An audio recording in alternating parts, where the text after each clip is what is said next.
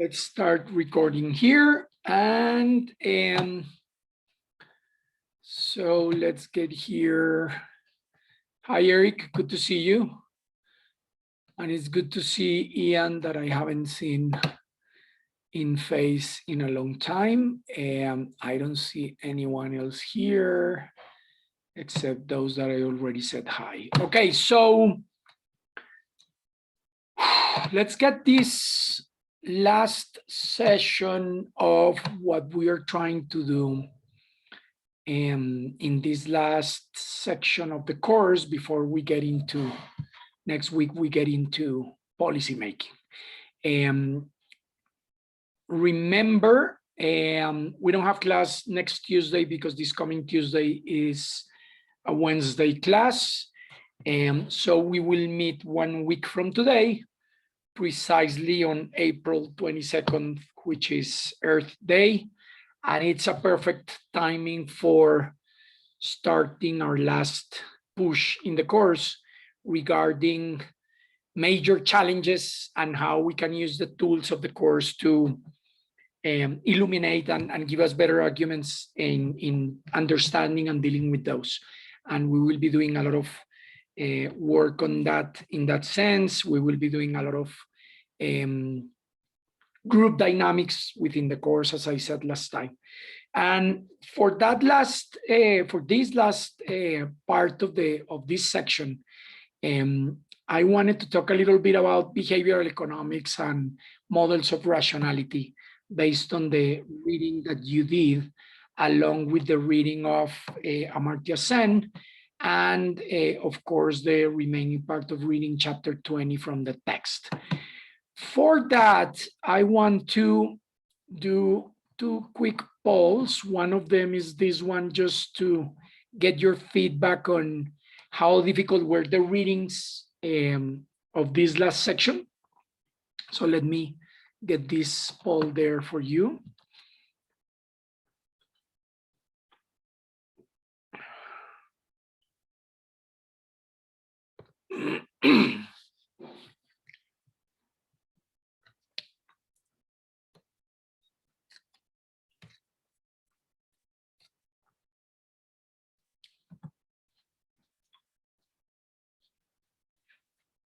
Let me give you 20 more seconds till you finish.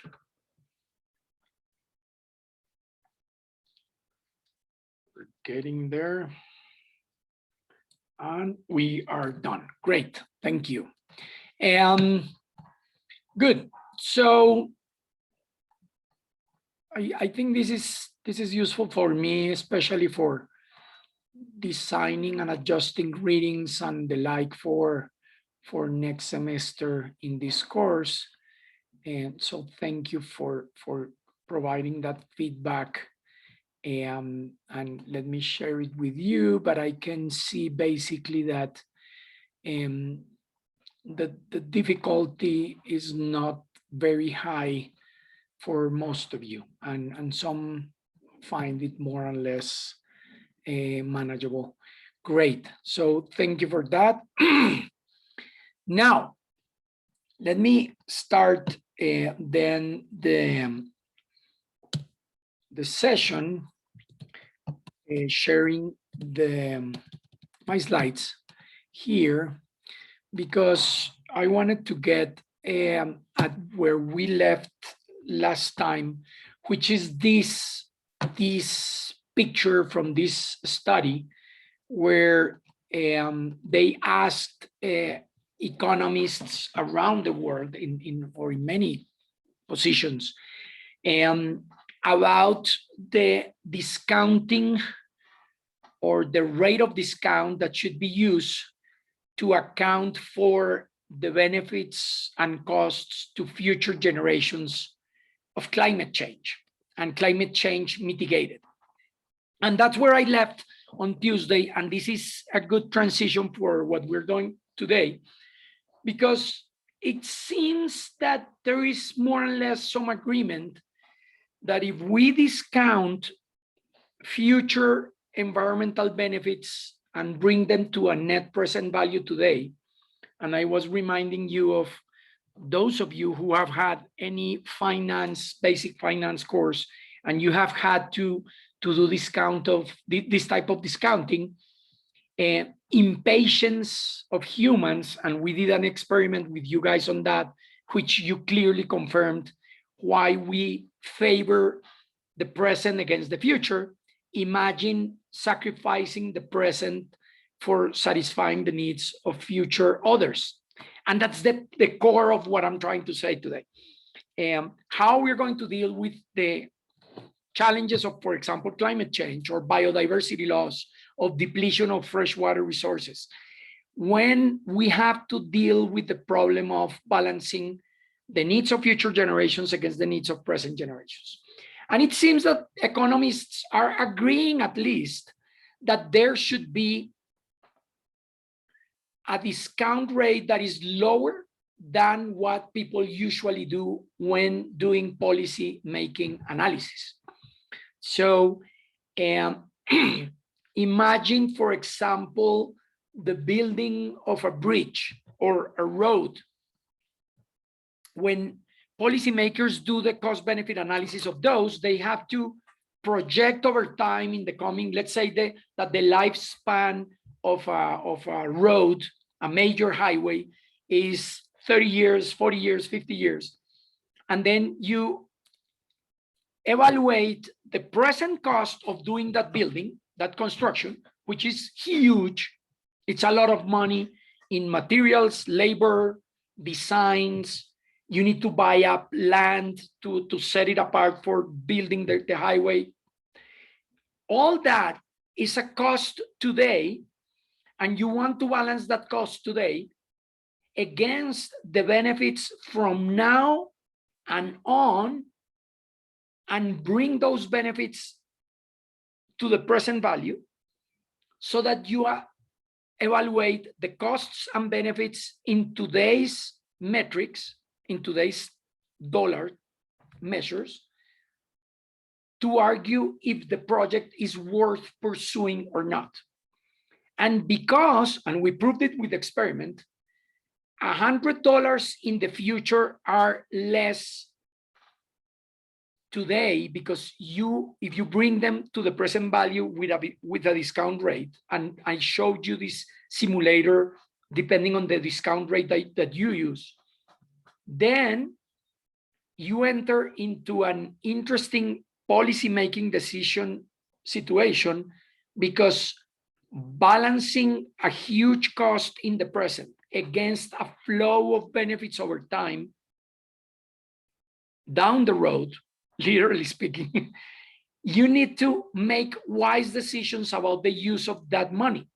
In other words, if the flow of the benefits of that road brought to net present value are not enough to cover those large amounts of investments today, of the costs today, then the project is not worth pursuing. But you need to decide the discount rate that you need to use to bring to a net present value those future benefits. What are those benefits? Well, if people are saving time because of that highway, in terms of commuting every day, you can value that time of people because of the highway. If this reduces the time, is less time sitting in public transportation or sitting in a car, is less gas used, is less pollution generated, if you want to evaluate that. If you're thinking about the benefits for transportation costs for industry, if that highway reduces the costs of transporting cargo between cities, that's going to go into the benefits, because these are all avoided costs. These are reduced costs. And remember, any reduced cost we account as a benefit, and any reduced benefit we account as a cost, right? And the rate of discount that is conventionally used for these projects is more and less based on the marketplace, and in particular, the financial marketplace. In other words, if you think about what the market for money in different terms, treasury bonds and other long-term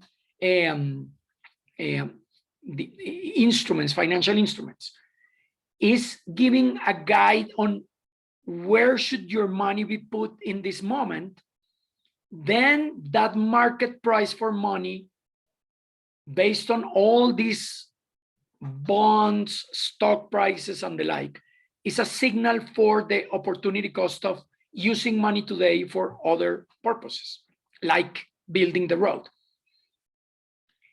The agreement, and this picture shows that, the agreement with many economists today is that discounting the future benefits to other generations because of the consequences of climate change should be done at a rate that is smaller than the market rates today. So you can see here that only 8% of people think that the discount rate should be calibrated using the market rates. But 16% of people think that a constant discount rate using ethical parameters, and this is what we're going to be talking today about, the ethics of caring for future generations, and 28% other people thinking of declining the discount rate using ethical parameters, and 18% more of people thinking that it should go into a declining discount rate, but using market rates. In general, you can think that most of these economists think that the market prices, the market rates are too high if we're thinking about climate change mitigation, and therefore an agreement in which we shouldn't punish too much the future benefits against the present costs. And in this case, mitigation of climate change in the present costs is the present costs of making an energy transition to get rid of fossil fuel-based energy, for example, which has a cost. There's an opportunity cost, there are jobs losses, there are investment losses against future benefits that are going to be brought to a net present value using a discount rate. That has to do with the ethical decision on how much you, me, and whoever is today making decisions, personal decisions, or on behalf of others, like policymakers do, to weigh between the rights of present generations against the rights of future generations. And that's the whole point about the piece you read by Amartya Sen, the 2009 short piece, those 5 pages, in terms of the ethical responsibility. And that ethical responsibility has 2 major components, and they are related. One is the ethical responsibility towards nature in itself, in the sense that nature may have an ethical and even in some cases a legal right to exist and to be preserved. That's one dimension. And the other dimension could be even instrumental, in the sense that current generations should care about the well-being of those future generations, which is what I was mentioning on Tuesday about the reasoning of Robert Solow, who argued that what we need to do is to let the natural capital needed so that the next generation is capable of achieving the same standards of living that we are enjoying today. So at least do that. Let's not make things worse for them by improving our present generation's needs. And with that argument, then it comes the problem of whose preferences and what kind of preferences should be operating in place for this present generation. How selfish or altruistic they should be towards others, and in this case, towards others in the future. And that's the point that I want to make here. So if we go back, and you may remember in chapter 4 in core, and in the whole section in the course when we talked about social interactions, and this analysis of Anil and Bala making decisions about, let's say, pest control in their crops, or the ultimatum game, or the dictator game, which we played in this course, and you remember the data.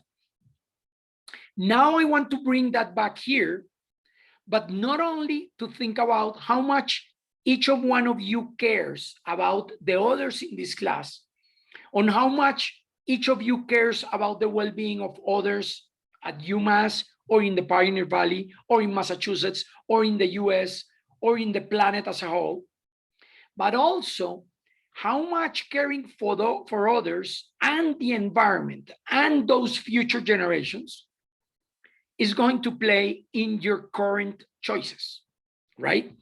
And that brings me back to this idea of these pro-social preferences that we used last time when we were dealing with this in the social interactions. And I am going to use this diagram once again. And you may remember this, it's small there because I'm going to fill the screen with more of these diagrams. But basically here, what I want you to keep in mind is that we have here, once again, these two characters, Anil and Bala. And Anil's payoffs are going to be in the horizontal axis, and Bala's payoffs are going to be in the vertical axis. And you may remember, for example, the dictator game or the ultimatum game, in which one of the two is going to decide how to split $10, right? And depending on how they split, this person splits the $10, then the other player is going to see the result and see if the first player was partially altruistic or not to give the other part of the pie, okay? So this is kind of intra-generational equity, being altruistic or fair or caring for the other. And you can imagine that if we were to assume that Anil is a very selfish person and only cares about his own material payoffs, then Anil should prefer that particular point in the diagram, keeping all $10 and giving nothing to Bala. On the other hand, if Anil was a person that put everything regarding Bala's well-being above Anil's preferences, right? So a completely selfish, a selfless person, then Anil would prefer this particular point right there in 10 and nothing, meaning I keep 0 and give all 10 to Bala if I am Anil and I am that person. And any other allocation between these two corners is going to reflect that eventually Anil, for example, Anil, if we're talking about Anil, Anil has some preferences that are selfish and some other component of those preferences that are altruistic, okay? And we can model that, we have done that in the past, so that if we were to think of indifference curves for Anil, in which Anil is a totally selfish person, the indifference curves for Anil should be exactly those vertical blue lines that you have in the screen. We did that before in the class. This is just a refresher of that. And in that sense, if Anil were to think of giving, for example, these $7 to himself, and then give this amount of money for Bala, that would be 3 right here. At that point, this selfish Anil has less utility than if Anil were to keep all $10 to himself and give nothing to Bala, and therefore Anil should move here and finally stick to that corner, which we would call a dominant strategy.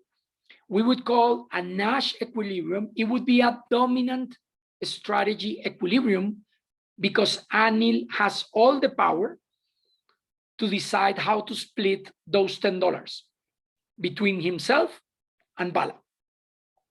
And that's basically because the farther you move away from the origin, the more utility you get.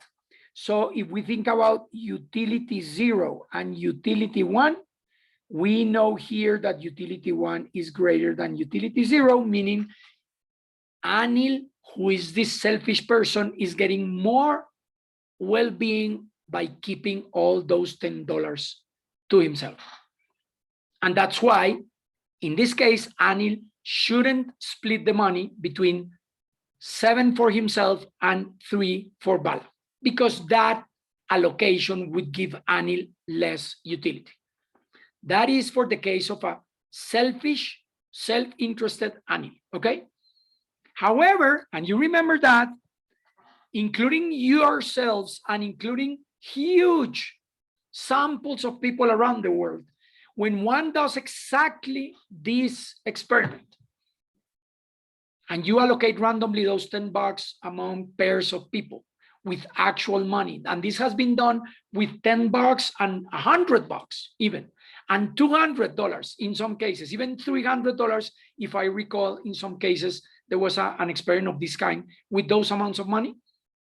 Very few people, I'm not saying anyone, but very few people choose this particular equilibrium of keeping everything and not giving anything to the other one. There are people who do that, but many people do not do that.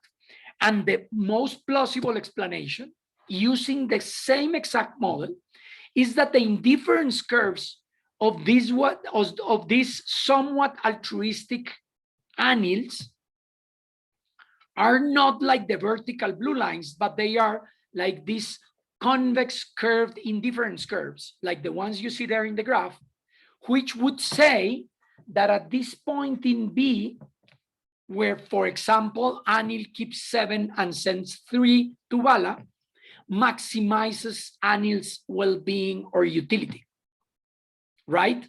So using the same argument, and maybe I should do this in another color, using exactly the same argument, notice if Anil were to keep all $10 and give nothing to Bala, which would be this point here, that would give this somewhat altruistic Anil less utility, less satisfaction, less well-being than sharing the money with Bala.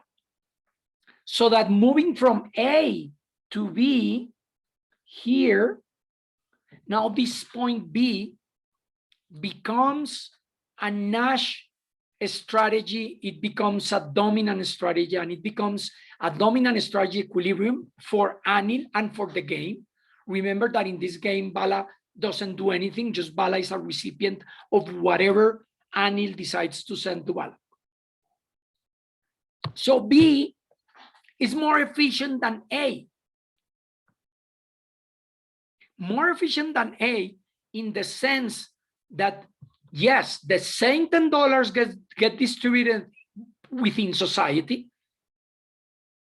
It's the same if one keeps all 10 and gives nothing than keeping 7 and giving 3. In that sense, in terms of social efficiency, is the same. But in B, both players are better off than in A, for at least 2 reasons that you can see in the graph.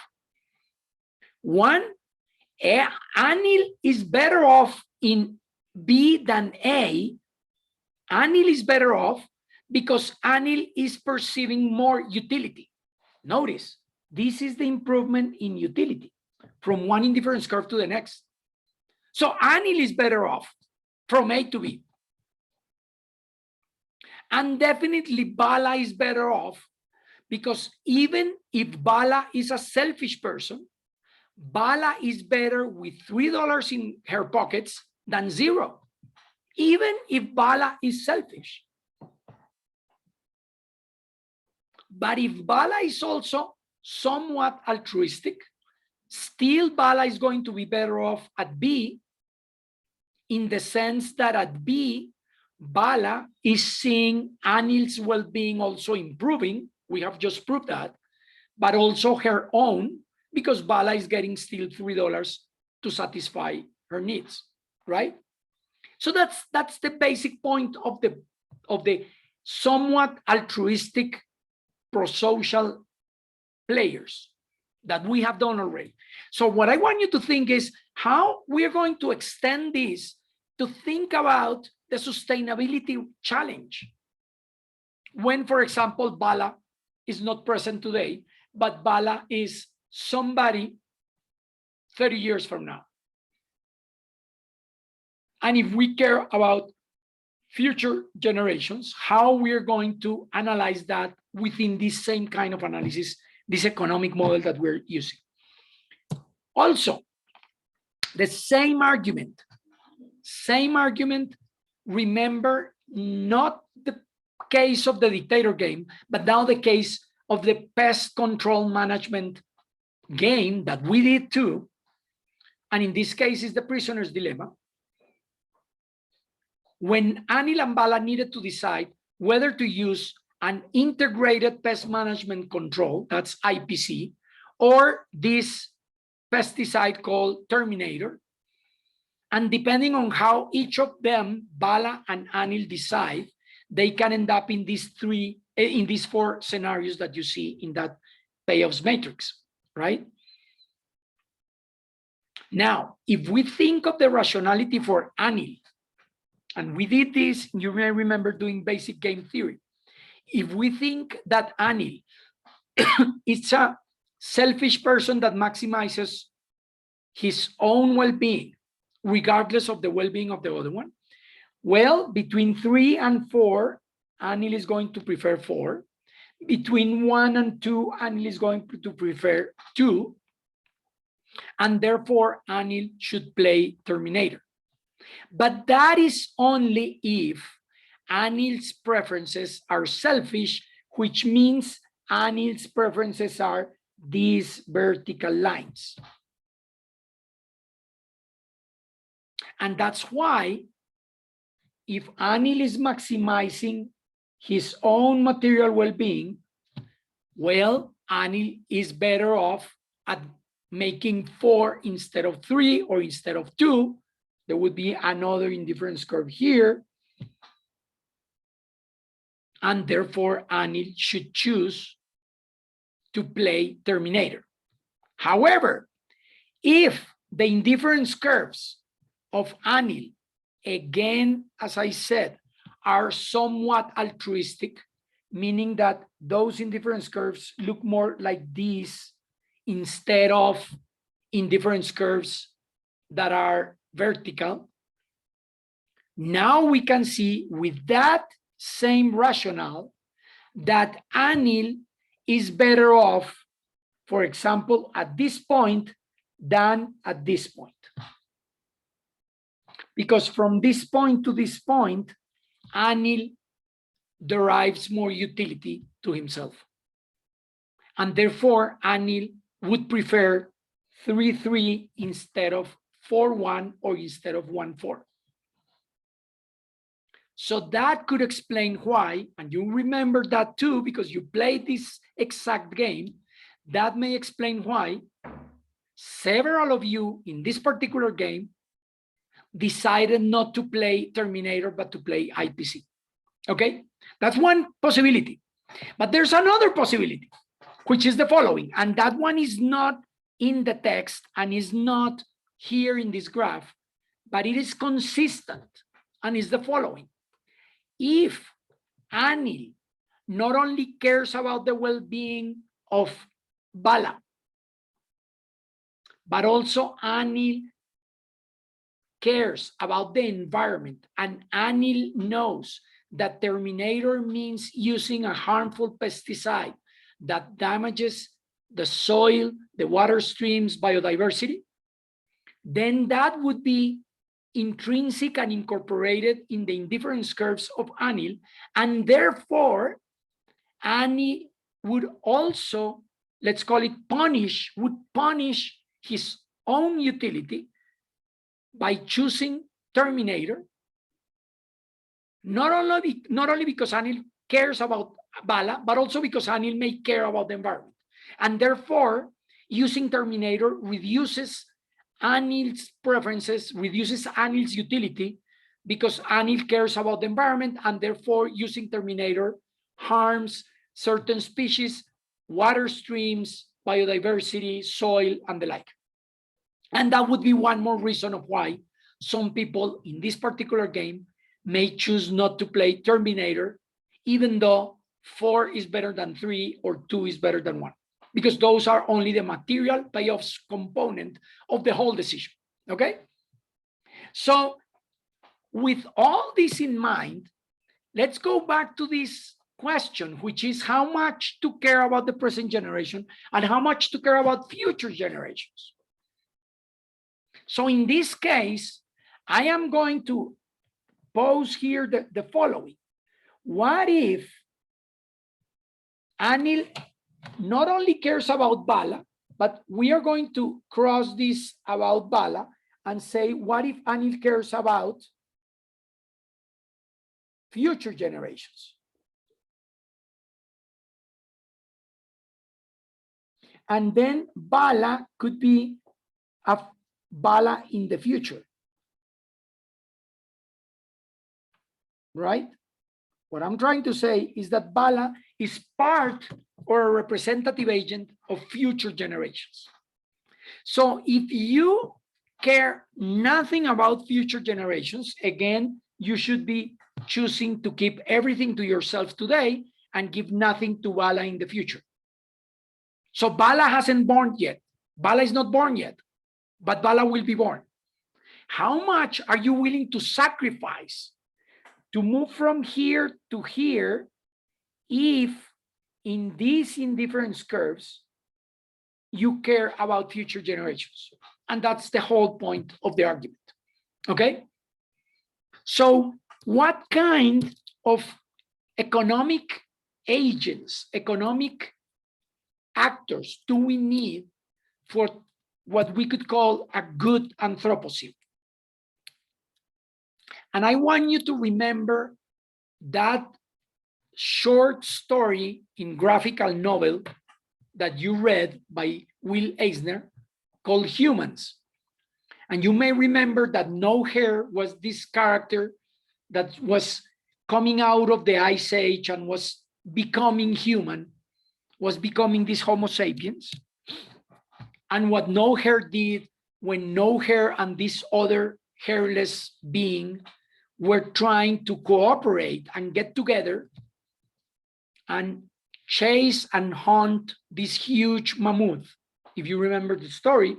And at some point, this other guy fell, broke his ankle, and then No Hair needed to make an incredibly crucial choice at that point on whether to leave and keep all the prize from the hunting to himself or help this other being and become human. But then in the second part of the story, if you remember, we were in the contemporary time, let's call it the end of the 20th century if you want, when you guys were somewhere around between being born and already born and very, very little. And Joe was with his other fellow thief making a robbery, and his fellow thief fell, broke his ankle, and Joe decided to leave him behind and keep all the prize from the steal to himself. And which of these two models of humans would be a better model of being for the future Anthropocene? So in that sense, what I want you to think for a second is, imagine that introduction that you read in that short story on humans, and remember what the story said. This was the very first paragraph. The climate was changing, but even though there were still large fields of ice on the nearby mountain tops, the earth was now warm to the touch and hairy beasts ruled the world. He was different from the others. He had less hair. He could remember happenings and learn from them. He could imitate. He had good eyesight, but above all, he could do many things with his hands, and his fingers were quite nimble. One day, no hair left the forest and stood blinking at the edge of the savanna. And that was a turning point in terms of climate. This is what is interesting here. The climate was changing. That's the very first set of words. And today we are in a new situation in which the climate is changing today. And the question is, what kind of human do we need for this Anthropocene? And what I want you to think of as a thought experiment on your own, how would you rewrite this particular paragraph if the new character for the Anthropocene was to be, think of a Jane, what would be this Jane in the Anthropocene look like? How would she be? More like no hair, more like Joe? How inventive, how cooperative, how altruistic, how competitive? To resolve the challenges we face today, and those challenges have something in common when this no hair decided to stand up and stand erect and be able to see farther away than being in four legs. Being able to imitate, being able to use the hands not only for transportation, but now to do things with the hands. But also, if you remember the story, to wait and hug and help this other beast and be able to be solidary, be altruistic, be cooperative with this other, and began to construct, to build a new way of living for these new humans in that turn of the geological era at the end of that ice age and the entering of these new eras for Earth. But this Jane is facing very different circumstances, because now in the Anthropocene, which is a change of the climate too, the problem is not anymore local. It's not local for whatever is at eyesight around this no hair guy. Now the problem is at a planetary scale. At that time, we were talking about a few thousands of beings. Today, we're talking about 7.5 billion of these people. We have reached the limits of planet Earth. And remember Boulding's message on Spaceship Earth that I talked last Tuesday. So it's a new challenge. So just think, how would you rewrite humans in a new version? Let's call it Humans 2. How would Humans 2 look like with a new character? It's not anymore no hair, it's not anymore Joe, and let me call it Jane for the Anthropocene. And that's what I want you to think about. And for that, I happen to find an excellent video, which is a rap, an economics rap, and I'm going to play it for you. It's about 5 minutes, and it's really, really good and very well made. But let me ask you if any of you have already seen it. So please, in the chat, let me know if you already have seen this or if you haven't. So just type yes, no, so that I can know if you're familiar with this rap. And let's see. I see many no's. Good. I see enough no's. I'm glad. So let me play this for you here. And probably because of issues of property rights, give me a second here. I need to stop the recording, and please remind me. Let me resume here. And with that, video, we can come back then to the points that I am trying to make, and for which you read one more piece, which is this article on a more dynamic understanding of human behavior. And let me start quickly with a quick poll on basic questions of comprehension from this reading. These are just 4 questions quickly. So there, and let me see how much you got from those, from that particular reading that you're seeing in the screen. That one.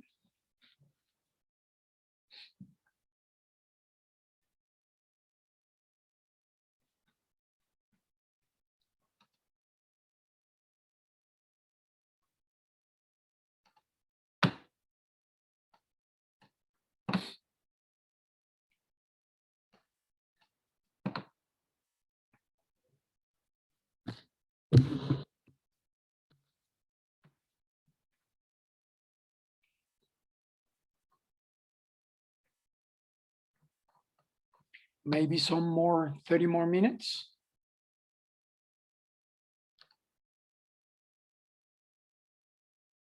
Resume recording.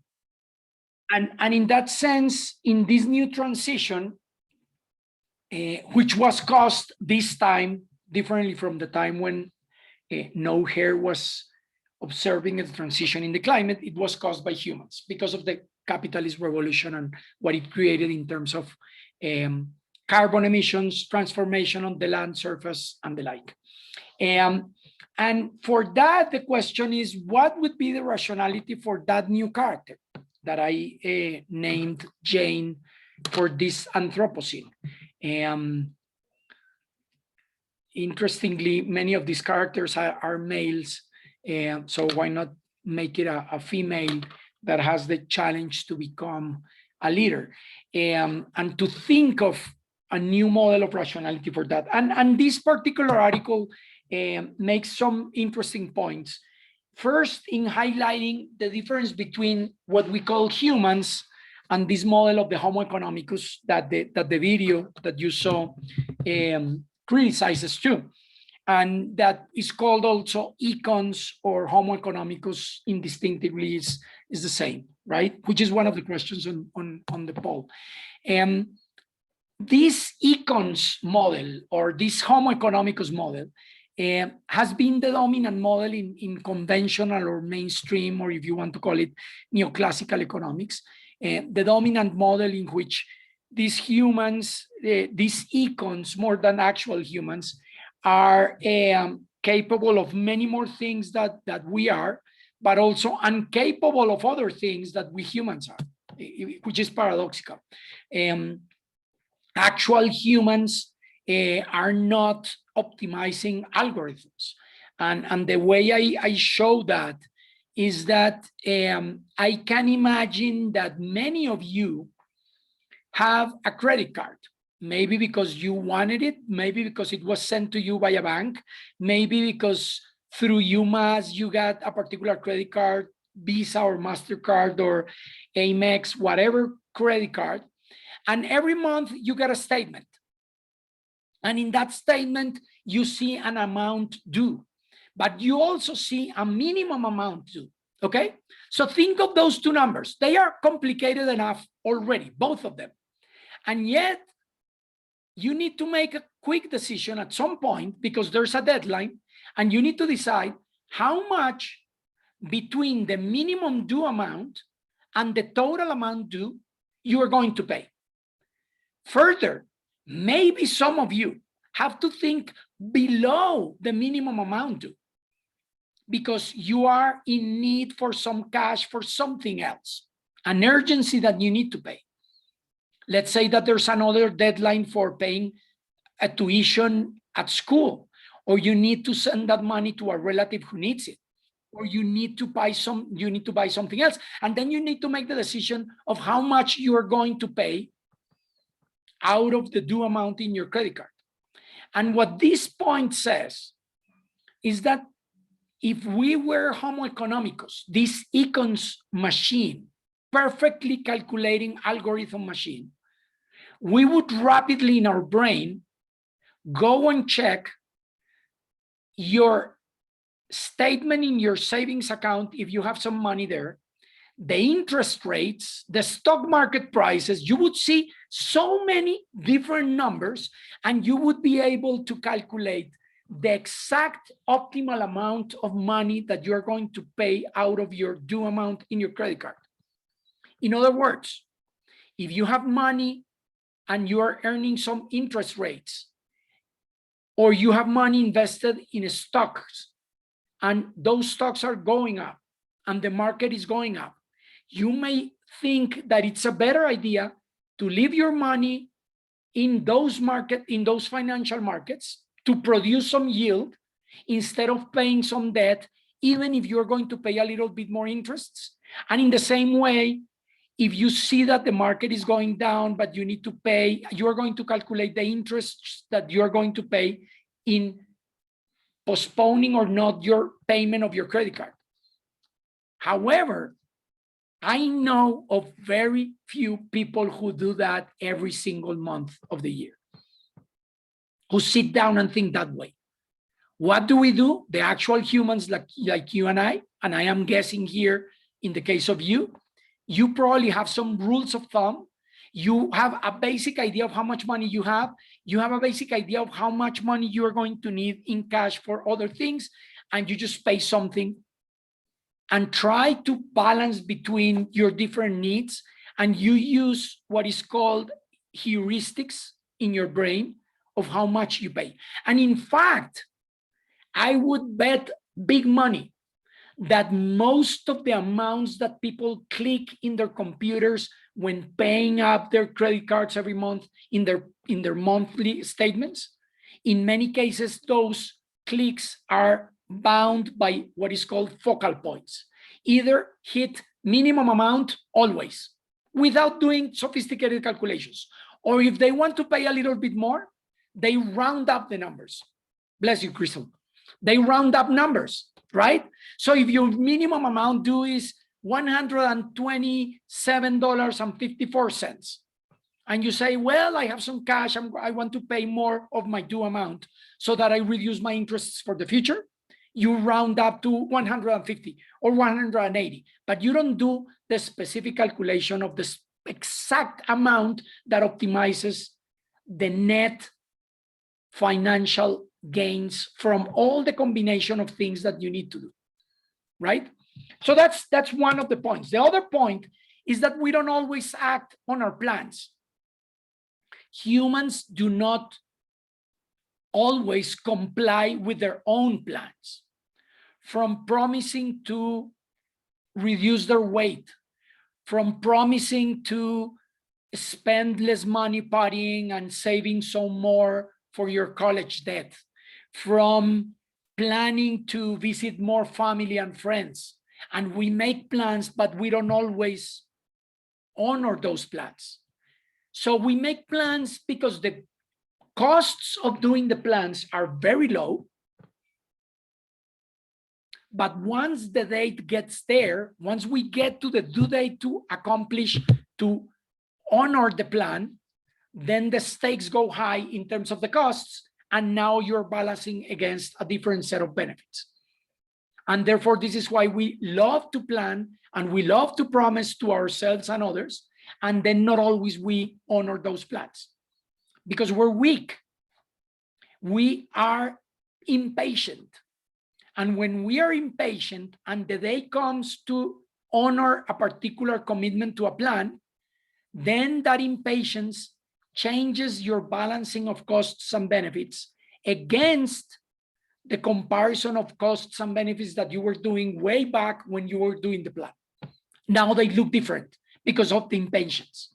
And the impatience is what I showed you with the experiment we did with you guys between the $100 today or a larger amount in the future.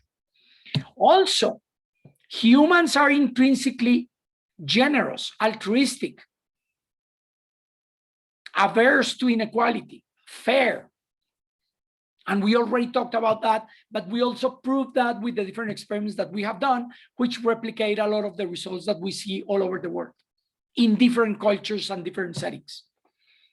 Also, we are socially and culturally wired in the sense that we follow social norms, depending even on the culture that we are. I always tell my fellow Colombians, when they are at the airport in Colombia, in this case, immigration lines, queuing up, and they find a relative or someone they know ahead in the queue, and they are running late to catch a plane, and yet they break the law, or they break the social norm of not cutting in line, and they sort of sneak in and around to get ahead in the queue by trying to look like if they found that relative because they planned ahead that they were going to meet in the line. And when those same people arrive to the US in the immigration line in the Miami airport, the Atlanta airport, the New York airport, Detroit airport, all these airports that the Colombian flights get to, you watch the very same Colombians quite reluctant to cut in line, to try to move ahead in the line, because they changed the setting.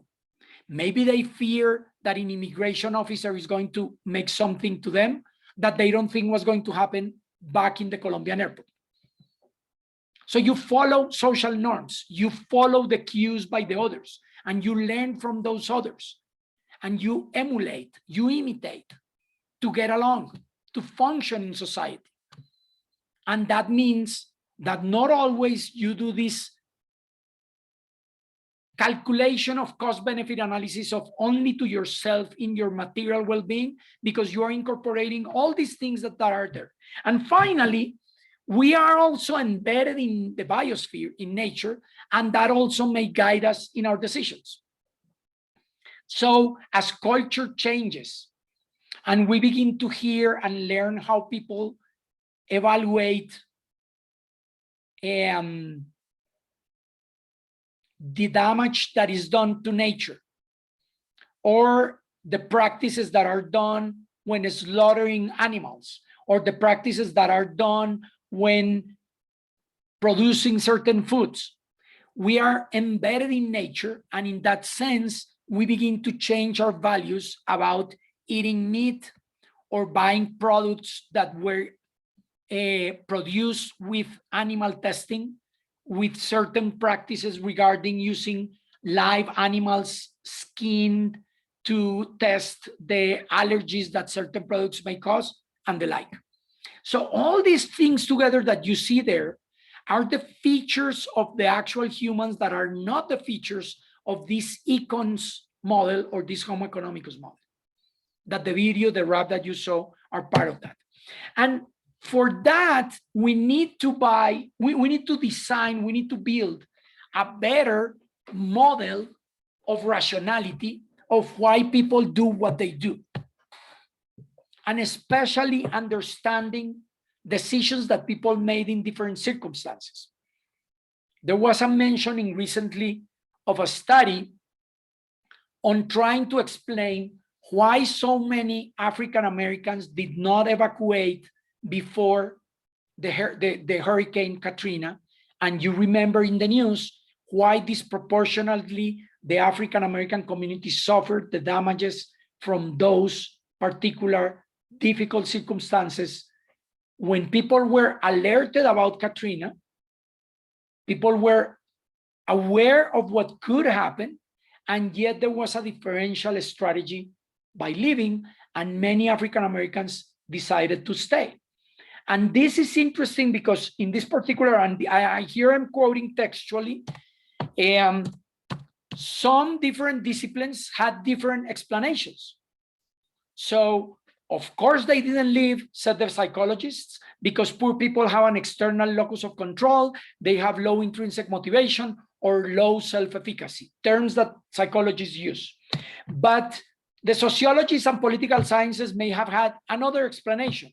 It was because they didn't have access to adequate income, banking, education, transportation, and basic civil rights make staying put their only option. And then the anthropologists may have had another explanation because their kin networks, their religious faith, and historical ties tied them there and to stay. And then the economists had another explanation.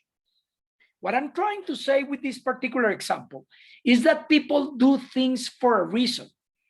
They don't do things neither stupidly or naively or without being aware of what is happening. And depending on the discipline, you may have different explanations for why people do what they do. But what we are trying to do here is to try to have a better understanding of the rationality of actual humans instead of this econs model that you see in the left, and thinking more of this complex, mind-boggling, intrinsically interesting human that involves so many features that we have mentioned, that we are impatient, we are weak, we are subject to biases, we are subject to cognitive limitations, but we are also pro-social and we care about the others and the environment, and maybe have a better model, obviously more complex to understand, and that you read in that particular piece, that may be a model of someone that it's not only more complex in the way it works in its mind, in her mind, but also that is embedded in a social and cultural context and is embedded in the biosphere. And this is what the article calls this unearthed human. It's a human that evolved on planet Earth, adapting to Earth, and Earth adapting to the actions of humans. And quoting here a very well-known current philosopher, Judith Butler, when talking about her new book on no violence, that has created a lot of interesting debate. She argues that the model for a non-violent human has to do with the idea that when I do violence to another human being, I also do violence to myself. Most people who are formed within the liberal individualistic tradition really understand themselves as bounded creatures who are radically separate from other lives. And she argues against that, saying there are relational perspectives that would challenge that point of departure, and ecological perspectives as well. And notice ecological perspectives too, that when we harm another, or we are harming nature, we are harming ourselves. And that's more or less compatible with precisely this idea that the article says about humans when we try to think of a model based on complex adaptive systems in which we co-evolve with nature. Humans transforming nature and nature transforming people back in their values, their preferences, their well-being, their appreciation of what is around them, and the relationship with others. So instead of thinking of a picture that it's one point in time, when you think over time, we're claiming here that the idea is that these humans that are embedded in this biosphere then become new beings with new biosphere conditions that are evolving. And at the end, what we're thinking is of a co-evolving system in which context and behavior are changing each other over time. So the decisions that we make about nature today are different from the decisions made 250 years ago when the Industrial Revolution was just jumping up. Our acknowledgement of how much burning coal would harm the possibilities of the economy were very different in England or in Scotland at the start of the Industrial Revolution at the end of the 18th century than what we know today about burning coal. And therefore, our decisions to burn coal, to dig coal out of the land and burn it, are different. And then what we see is that away from that basic model of Homo economicus, we can think of a more complicated, step-by-step co-evolution in which these humans, not these Homo economicus here, but these humans that are part of these complex adaptive systems, co-evolve with nature. They create emergent new structures, new laws, new agreements. And these agreements can be within your neighborhood, your county, your state, your country, or the entire country. And those new emergent different structures and scales shape back the way we act.